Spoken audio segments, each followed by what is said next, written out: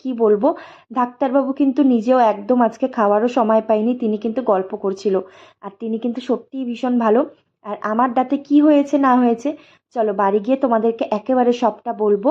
আর আমার না এই সমস্ত জায়গায় আসলে গাটা একদম শিউরে ওঠে, আর এত পরিমাণ ভয় লাগে যে কি কি করবে না করবে। আমার মুখ চোখ দেখে তোমরা বুঝতেই পারছো একদম ফুলে গিয়েছে, মানে মানে টেনশনে টেনশনে এরকম হয়েছে।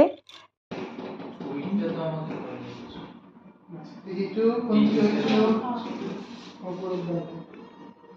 হ্যাঁ এটা তো আপনাকে প্রচুর ভোগাবে, এটা তো ডেঞ্জারাস কেটে ব্যাপার। গেছে সেদিন খেতে খেতে, মানে আজ মানে মানে ঠিক করে মানে খেতেও পারি না, মানে নির্ভয়ে খাই, এই খেলে যেটা একটু টক মানে এসে পড়ে।